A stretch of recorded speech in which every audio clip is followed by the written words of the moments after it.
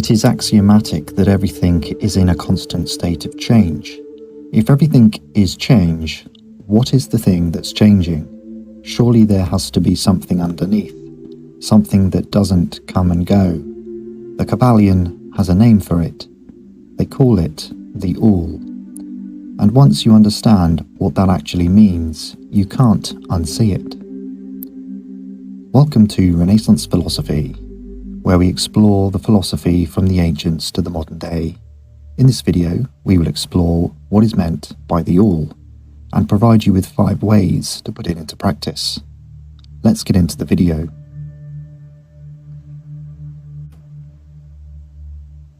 The problem with a world of pure change. Look at your life honestly. Everything is becoming and dying at the same time. Nothing is. Everything is in the process of turning into something else. The Kybalion calls this the law of rhythm. The moment something reaches its peak, it starts to decline. In essence, nothing holds still. If everything is changing appearance, there must be something underneath doing the appearing. You don't get illusion without something to cast it. Every civilization, every serious philosophy arrived at the same conclusion from a different angle. Some called it God, some called it energy, some called it matter, and others called it nature. The Kybalion calls it the All, the substantial reality behind everything. Why you can't fully know the All. The Kybalion notes that the All, in its essence, is unknowable. This is because you and I are part of the All. For example, a wave cannot stand outside itself and study the ocean. The text uses a sharp image here. The person who spends their life chasing the final answer behind existence is like a squirrel in a wheel, running hard, going nowhere, still a prisoner at the end, standing exactly where he started.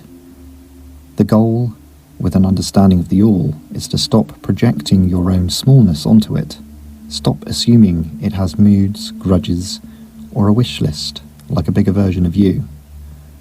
That's theology's mistake, and the Kybalion draws a hard line between theology, guessing at a personality, and religion, the direct, intuitive sense of connection to what's real. The answer the Kybalion actually gives. So if the All isn't fully knowable, what can we say? The text builds this in layers, and it's worth walking through it slowly. First, it can't just be matter. Matter can't produce life or mind, and life and mind obviously exist.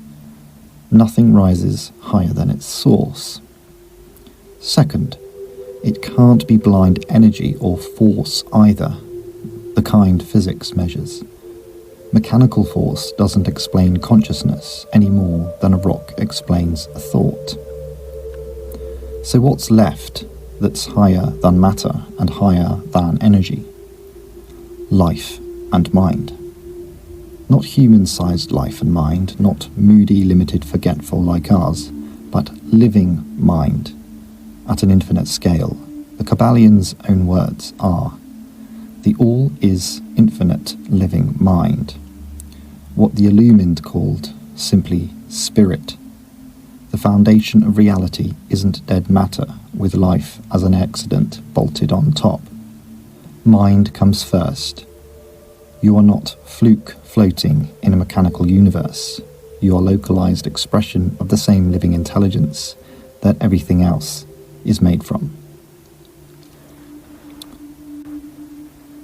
Philosophy that stays on the page is just decoration.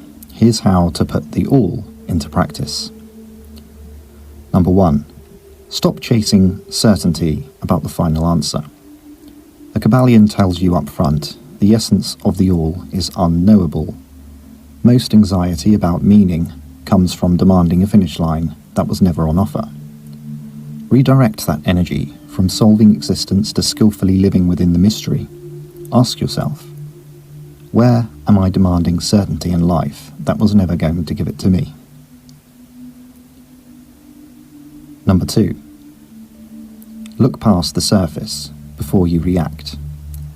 Every situation you face, a hard conversation, a setback, a win, is a changing appearance sitting on top of something more stable. Before reacting to the surface, the emotion, the headline, the mood, pause and ask, what's actually underneath this? This is the practical use of substantial reality versus outward manifestation. It's a filter against overreacting to things that are already dissolving as you watch them. Number 3. Treat your own mind as evidence, not accidents. If mind is the highest thing, the all expresses through the universe, then your capacity to think, question and reason isn't incidental. It's the clearest thread connecting you back to the source. Use it. Don't outsource your thinking to noise, algorithms, or AI, or other people's certainty. The Kybalion is explicit. The reports of reason must be hospitably received and treated with respect. Respect your own reasoning process as sacred work, not background noise. Number 4. Drop the small human-shaped picture of the divine. The Kybalion calls it out directly. Projecting jealousy, ego, and favoritism onto the all is a leftover from childhood thinking. Whatever your personal belief system, this principle still applies to your inner life. Stop imagining a universe that's petty, keeping score, or out to get you. That story is self-made, not structural. Test it. Where in your life are you assuming reality is against you, rather than simply indifferent and unlawful? Number 5. Practice the difference between religion and theology in your own head. The Kybalion's distinction. Religion is the direct, intuitive, felt sense of connection. Theology is the pile of theories built on top of it by other people. Once a week, strip away the borrowed theories, what other people have told you, and ask what you actually intuitively sense to be true. That gap between inherited belief and direct experience is where real philosophical work happens. The Kybalion isn't asking you to believe in something outside yourself. It's asking you to notice that the same living mind expressing itself as the entire universe is also expressing itself as you right now, thinking about this. Change is real and constant, but it's not the whole story. Underneath it is something that doesn't change.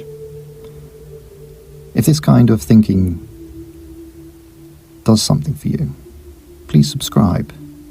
This channel exists for exactly this, and I'll see you in the next one. Thanks for watching.